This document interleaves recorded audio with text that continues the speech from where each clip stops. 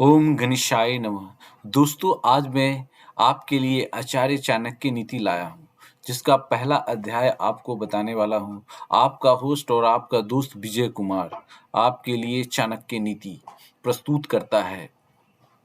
पहला, तीनों लोकों के स्वामी सर्वशक्तिमान भगवान विष्णु को नमन करते हुए मैं एक राज्य के लिए नीति शास्त्र के सिद्धांतों को कहता हूँ। मैं यह सूत्र अनेक शास्त्रों का आधार लेकर कह रहा हूँ। द्वितीय, जो व्यक्ति शास्त्रों के सूत्रों का अभ्यास करके ज्ञान ग्रहण करेगा, उसे अत्यंत वैभवशाली कर्तव्य के सिद्धांत ज्ञात होंगे। उसे इस बात का पता चलेगा कि किन बातों का अनुसरण करना चाहिए और किनका नहीं। उसे अच्छाई और बुराई का भी ज्ञात होगा और अंततः उसे सर्वोत्तम का भी ज्ञान होगा। तीसरा नंबर, इसलिए लोगों का भला करने के लिए मैं उन बातों को कहूँगा जिनसे लोग सभी चीज़ों को सही परिप्रेक्ष्य में देखेंगे। चौथा, एक पंडित भी घोर कष्ट में आ जाता है यदि वह किसी मूर्ख को उपदेश देता है। यदि वह एक दुष्ट पत्नी का पालन पोषण करता है या किसी दुखी व्यक्ति के साथ अत्यंत घनिष्ठ संबंध बना लेता है। पांचवा, दुष्ट पत्नी, झूठा मित्र, बदमाश नौकर और सर्प के समान निवास साक्षात मृत्यु के समान है। छठे नंबर में है, व्यक्ति को आने वाली मुसीबतों से निपटने के लिए धन संचय करना चाहिए। उसे धन संपदा त्याग कर भी पत्नी की सुरक्षा करनी चाहिए, लेकिन यदि आत्मा की सुरक्षा की बात आती है तो उसे धन और पत्नी दोनों को तुच्छ समझना चाहिए। सातवां नंबर, भविष्य में आने वाली मुसीबतों के लिए धन एकत्रित करे। ऐसा न सोचे कि धनवान व्यक्ति को मुसीबत कैसी। जब धन साथ छोड़ता है तो संगठित धन भी तेजी से घटने लगता है।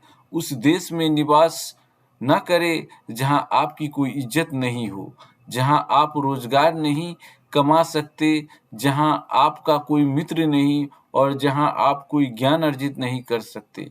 दोस्तों, नेक्स्ट 9वें नंबर, ऐसे जगह एक दिन भी निवास न करे जहां निम्नलिखित 5 न हो। एक धनवान व्यक्ति, एक ब्राह्मण जो वैदिक शास्त्रों में निपुण हो, एक राजा, एक नदी और एक चिकित्सक। दोस्तों, ये जरूर होना चाहिए जहां आप निवास करते हो। 10वें नंबर में, बुद्धिमान व्यक्ति को ऐसे देश में कभी नहीं जाना चाहिए जहां रोजगार कमाने के लिए कोई माध्यम न हो, जहां लोगों को किसी बात का भय न हो, जहां लोगों को किसी बात की लज्जा न हो, जहां लोग बुद्धिमान न हो और जहां लोगों की वृत्ति दान अर्थात वृत्ति दान धर्म करने की न हो। 11, नौकर की परीक्षा तब करे जब वह कर्तव्य का पालन न कर रहा हो। रिश्तेदार का परीक्षा तब करे जब आप मुसीबत में घिरे हो। मित्र की परीक्षा विपरीत परिस्थितियों में करे और जब आपका वक्त अच्छा न चल रहा हो तब पत्नी की प्रतीक्षा परीक्षा करनी चाहिए। दोस्तों, ये अमूल्य वाक्य चाणक्य जी ने लिखा है। उन्होंने अनेक अच्छी बुकें अर्थात धार्मिक बुक से लेकर बहुत सारी किताबें पढ़ने के बाद अपने ज्ञान को एक समुचित गागर में सागर के समान उन्होंने भर दिया है। 12वें नंबर में, अच्छा मित्र वही है जो हमें निम्नलिखित परिस्थितियों में नहीं त्यागे।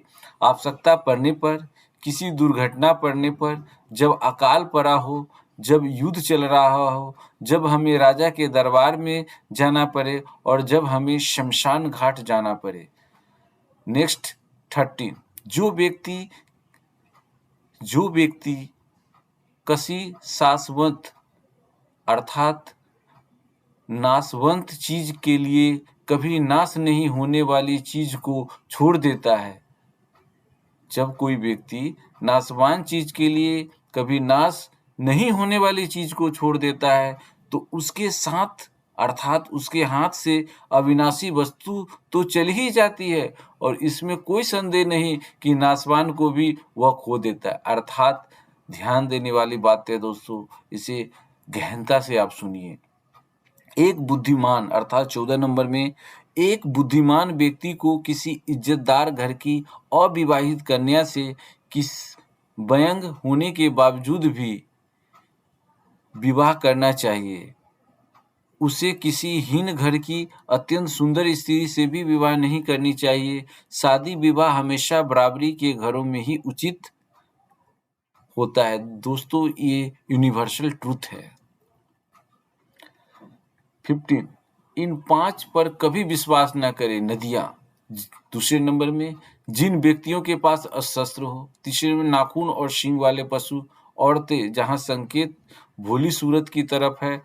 बहनें बुरा न माने। दोस्तों, यहाँ पे उन्होंने उन औरतों के बारे में कहा है जो भोली सूरत की तरफ है, ना कि अच्छे भी हैं, जैसे हमारे माँ, किसी और की माँ, बहनें आदि, उनके लिए नहीं कही गई है। ये उनके विपरीत चाहने वालों के लिए कही गई है। राजघरानों के लोगों पर इन 5 पे कभी विश्वास नहीं करना चाहिए। 16 अगर हो सके तो विष में से भी अमृत निकाल ले। यदि सोना गंदगी में भी पड़ा हो तो उसे उठाए, धोए और अपनाए। निचले कुल में जन्म लेने वाले से भी सर्वोत्तम ज्ञान ग्रहण करे। उसी तरह यदि कोई बदनाम घर की कन्या भी महान गुणों से संपन्न है और आपको कोई सीख देती है तो गहन करे अर्थात ग्रहण करे। दोस्तों, 17वां जो पहले अध्याय का लास्ट है। महिलाओं में पुरुषों की अपेक्षा भूख 2 गुना, लज्जा 4 गुना और साहस 6 गुना और काम 8 गुना होती है। दोस्तों, ये महिलाओं की बारे में उन्होंने लिखा है चाणक्य जी ने कि भूख 2 गुना है, लज्जा 4 गुना होती है व्यक्ति के प्रति, साहस 6 गुना होती है उन पुरुषों के प्रति, जैसे अगर पुरुष में 1 गुना है तो उसके अंदर 6 गुना साहस होती है, काम 8 गुना होती है। इन्होंने अपनी जो भी अनुभव से ये लिखा है। अगर यह वीडियो आपको पसंद आए तो इसे जन-जन तक पहुँचाएँ। धन्यवाद।